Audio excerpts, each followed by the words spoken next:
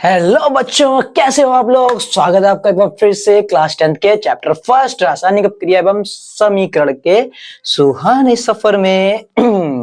तो हम लोग आ चुके हैं कौन से नवी परिभाषा में, जिसका नाम है ऊष्माशोषी अभिक्रिया।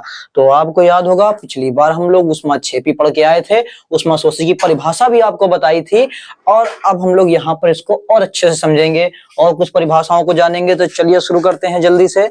तो ये हमारे सामने लिखी हुई ऊष्माशोषी अभिक्रिया की परिभाषा आपको पहले ही बता चुके हैं कि क्या होती है। देखिए, वे अभिक्रियाएं जो क्या करती हैं, ऊष्मा का शोषण करती हैं, जिनमें ऊष्मा अवशोषित की जाती है। ठीक है ना।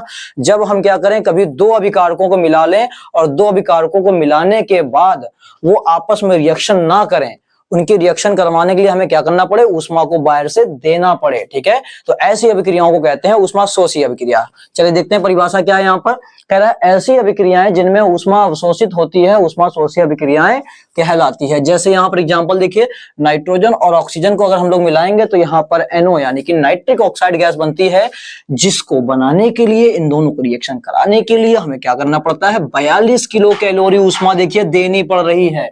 ओके, अब यहाँ पर देखिए कार्बन और H2O, यानी कि यहाँ पर हम कार्बन, कोयला भी आप बोल सकते हैं एक तरह से, ठीक है, कोक होता है। तो कार्बन और जल को हमने मिलाया, कितनी ऊष्मा दी, 131.4 किलो कैलोरी यहाँ पर बन के आया, CO प्लस H2। इस CO प्लस H2 दोनों को ही मिक्स रूप से हम लोग कहते हैं जल गैस। क्या कहा जाता है, जल गैस या सिन गैस, वाटर गैस भी कहते हैं। ठीक है, तो देखिए दोनों रिएक्शनों को करवाने के लिए हमें ऊष्मा देनी पड़ रही है। ओके, अतः ये क्या है, ऊष्माशोषी अभिक्रिया है। तो अगर आपके पास में प्रश्न आता है कि ऊष्माशोषी ऊष्माक्षेपी छांटिए, आपको रिएक्शन दी जाए, आपको नहीं समझ में आ रहा हमें क्या करना है, तो आप बस जस्ट एक काम करिए, आपको देखिए तीर के इधर पे दे या उधर पे दे, कहीं पर भी आपको ऊष्मा दे, प्लस में दे या माइनस में दे, ठीक है, आप इस सिंबल को बराबर का सिंबल मानेंगे और सारी ऊष्मा को उधर ले जाएंगे। इधर पे अगर प्लस में लिखा है तो उधर ले जाइए, माइनस में हो जाएगा, इधर माइनस में लिखा है उधर ले जाइए, प्लस में हो जाएगा। ठीक है, दोनों ही कंडीशन में आपको बस ध्यान क्या रखना है, उधर पे हमें याद रखना है, हमें सारी ऊष्मा को उधर ले जानी है। अगर वहां पर आने वाला ऊष्मा प्लस में हो तो वो कहलाती है ऊष्माक्षेपी अभिक्रिया, और अगर माइनस में आएगी ऊष्मा तो उसको कहेंगे ऊष्माशोषी अभिक्रिया। ओके, इस तरह से आप पहचानेंगे ऊष्माक्षेपी ऊष्माशोषी को। इसके हम लोग एग्जांपल भी करवाएंगे बहुत जल्दी आपको। ठीक है, चलिए आगे देखते हैं। हमारे पास है उपचयन या ऑक्सीकरण अभिक्रिया, और इसके बाद आती है अपचयन। ठीक है, उपचयन को ही ऑक्सीकरण कहा जाता है। बात ध्यान रखिए कि उपचयन शब्द का प्रयोग ज्यादा करिए, बट ऑक्सीकरण सबसे ज्यादा यूज होने वाला, आगे आपके इंटर में काम आएगा। ठीक है ना, सबसे ज्यादा यूज होने वाला ऑक्सीकरण शब्द है, बट उपचयन शब्द को भी नहीं भूलना है। ठीक है, क्योंकि ऑक्सीकरण के चक्कर में फिर उपचयन लिख के आ जाता है, फिर दिक्कत करती है हम लोगों को। तो उपचयन शब्द को ज्यादा पकड़ के चलिए।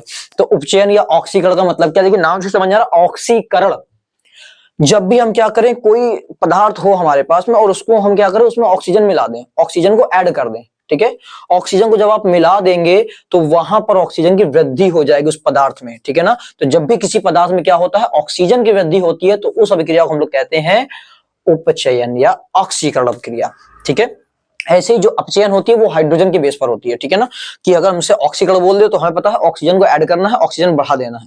ठीक है, वैसे ही जब अपचयन शब्द आता है तो हमें याद रखना होता है कि अपचयन में हमें हाइड्रोजन जोड़ना होता है, हाइड्रोजन को बढ़ाना होता है। ठीक है, तो अपचयन में हाइड्रोजन को जोड़ेंगे, उपचयन में ऑक्सीजन को जोड़ेंगे, या ऑक्सीकरण में ऑक्सीजन को जोड़ेंगे। ठीक है, तो अब जस्ट हमारे पास जो परिभाषा आती है वो ऐसे कहता है कि आप ऑक्सीजन की वृद्धि अथवा ह्रास के आधार पर ऑक्सीकरण और अपचयन को समझाइए, या उपचयन और अपचयन को समझाइए। ठीक है, ऑक्सीजन के बेस पर उसने बोल दिया। तो आपने अभी बोला कि उपचयन या ऑक्सीकरण में हम क्या करते हैं, ऑक्सीजन की वृद्धि करते हैं, तो अपचयन में इसका उल्टा हो जाएगा। अपचयन में क्या करेंगे, ऑक्सीजन को घटा देंगे। ठीक है, तो क्या बोलेंगे कि वे अभिक्रिया जिसमें किसी पदार्थ में ऑक्सीजन की वृद्धि होती है उपचयन या ऑक्सीकरण कहलाती है। ठीक है, अभी अपचयन की बोलनी है, तो वे अभिक्रिया जिसमें किसी पदार्थ से ऑक्सीजन की कमी हो जाती है उसको अपचयन कहते हैं। क्लियर है।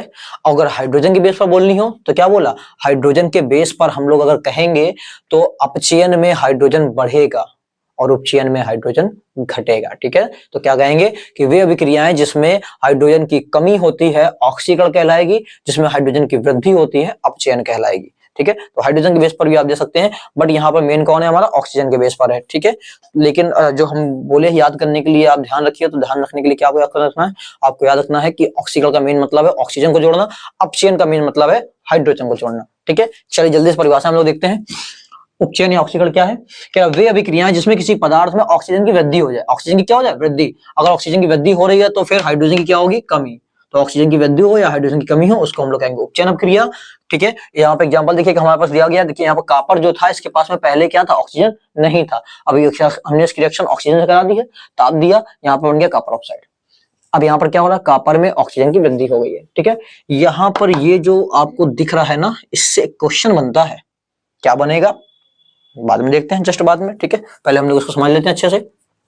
तो यहाँ पर क्या हम करते हैं, इसको बताएंगे आपको बाद में, अच्छे से समझाएंगे इस चीज को भी कि यहाँ पर क्या हो रहा है या वास्तव में क्या हुआ है, ठीक है। पहले हम लोग परिभाषा समझ लेते हैं। अपचयन क्या है, वे अभिक्रियाएं जिसमें किसी पदार्थ से ऑक्सीजन की कमी, वे अभिक्रियाएं जिसमें किसी पदार्थ से क्या हो रहा है, ऑक्सीजन की कमी या हाइड्रोजन की वृद्धि हो जाती है, तो अपचयन अभिक्रिया कहलाती है वो।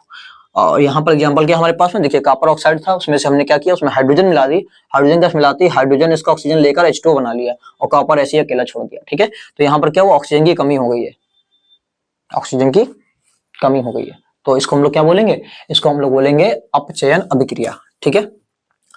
इस रिएक्शन को याद कर लीजिए अच्छे से, जस्ट अगली वीडियो जो हमारे पास आएगी उसमें हम इससे रिलेटेड क्वेश्चन आपको करवाएंगे पहले, ठीक है। और इनका जितने भी उपचयन या अपचयन के क्वेश्चन हैं सारे सॉल्व करवा देंगे, ठीक है। तो अब उसके बाद हम लोग देखते हैं यहाँ पर ये कौन सी उपचयन अपचयन अभिक्रिया, उपचयन अपचयन। अब एक साथ यहाँ पर देखिए दो शब्दों को एक साथ ले लिया गया, उपचयन अपचयन एक साथ लिया गया है, या फिर इसका नाम है रेडॉक्स अभिक्रिया। ये रेडॉक्स नाम से ज्यादा पूछी जाती है, ये नाम तो दिया गया है, ठीक है ना। बाकी क्या है, मेन ये है रेडॉक्स अभिक्रिया, रेडॉक्स याद रखिए।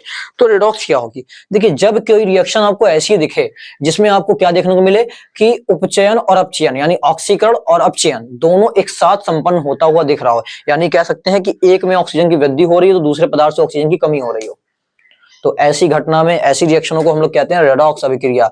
वे अभिक्रियाएं जिसमें उपचयन व अपचयन दोनों साथ साथ संपन्न होती हैं, हम लोग कहते हैं उनको रेडॉक्स अभिक्रिया, ठीक है। याद कर लीजिए परिभाषा।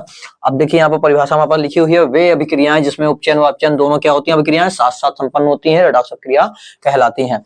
और यहाँ एग्जाम्पल देखिए, जस्ट यहाँ देखिए जिंक ऑक्साइड का हमने क्या किया, कार्बन के द्वारा अपचयन करवा रहे हैं, तो देखिए यहाँ हो क्या रहा है, जिंक के पास का जो ऑक्सीजन था वो कार्बन के पास चला गया, तो जिंक अकेला हो गया, कार्बन के पास ऑक्सीजन आ गया। अब यहाँ पर एक चीज आप ध्यान दीजिए, देखिए जिंक ऑक्साइड से, जिंक वाले में से क्या हो रहा है, इधर पे जिंक में ऑक्सीजन की कमी हो रही है, जब ऑक्सीजन की कमी तो उसको बोलते हैं अपचयन, ठीक है, इस पर अपचयन हो रहा है, और कार्बन में ऑक्सीजन बढ़ रहा है यानी पर इस पर ऑक्सीकरण हो रहा है या उपचयन हो रहा है, ठीक है। तो देखिए उपचयन भी हुआ इसी रिएक्शन में और अपचयन भी साथ साथ, दोनों चीजें हो रही हैं, अतः इसको हम क्या कहेंगे, रेडॉक्स अभिक्रिया। फिर यहाँ पर देखिए इसमें H2S Br2 की रिएक्शन कराई, तो Br ने क्या किया, दोनों H ले लिया। अब यहाँ पर जरा समझिए, देखिए सल्फर से हाइड्रोजन की कमी हो रही है, ठीक है ना। तो जब हाइड्रोजन की क्या होने लगती है, कमी होने लगती है, तो उसको हम लोग ऑक्सीकरण या उपचयन कह देते हैं, ठीक है। तो सल्फर पर क्या हो रहा है, उपचयन, है ना। और फिर जिस पदार्थ में हाइड्रोजन की वृद्धि होगी वहां पर क्या कहेंगे, अपचयन। तो Br में क्या हो रहा है, देखिए हाइड्रोजन की वृद्धि हो रही है, तो इसको हम लोग कहेंगे अपचयन, ठीक है।